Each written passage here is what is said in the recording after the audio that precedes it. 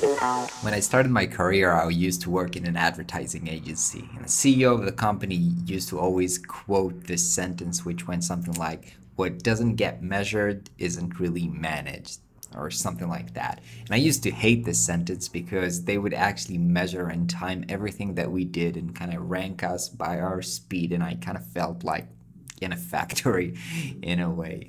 But along my career, when I actually became a business owner myself, I realized this is very, very true. If you want to improve some metric in your business and how it runs, you really have to measure it.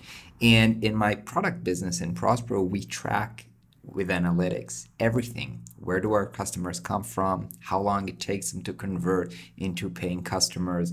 What is the average of payment that we get from each of them, and every single thing to learn how to attract better customers on a systematic base.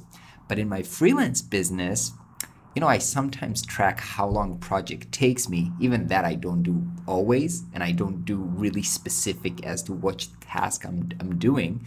But when it comes to getting clients consistently, I haven't done anything to track that or really understand what's going on. So most of the clients that I get are from referrals. So my past clients or somebody in my network send somebody over to me.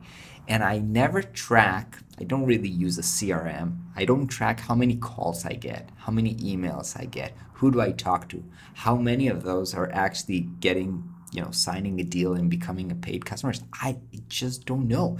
It usually just happens so that I have enough clients for me not to think about it.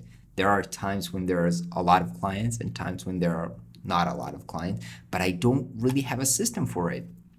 That creates a lot of uncertainty because it's not in my control how many clients I have.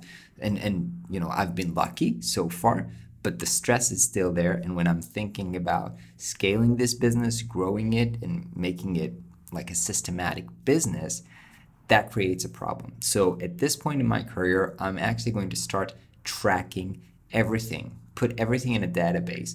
Who's contacting me, how they contacted me, who sent them, how did they reach me, how did they contact me, how many meetings we had to go through or phone calls before they signed a deal, so that in retrospective, I can look and understand who are my best customers and also understand what do I actually have to do proactively to create more of those leads who turn out into great customers. I can't believe it took me I've been freelancing full-time for over 4 years now, and I've been freelancing part-time for over 15 years, and I can't believe I didn't start doing this earlier. I think if I would understand that really early on, I would have been in a much more safe, secure, and consistent place, I guess. But I think that my problem, and I think it's very common, especially with freelancers, is it takes you a lot of time to understand that you're running a business and you're not just a freelancer who,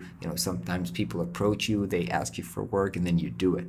To understand that you're running a business and you have to understand what are the pillars of a business. One of them is getting customers, and you have to build a system to make sure that happens consistently. And by tracking out how did that happen naturally for you, you can understand where are your holes, what do you have to do, and how to build a system so that you can get clients consistently months over months. I'm going to start doing this now, and hopefully I'll be able to share with you in a few months from now how did that look, what did I learn, and how I systemized it so I can get clients more systematically. All right, hope you guys are having a great day and a weekend. I'll catch you next week.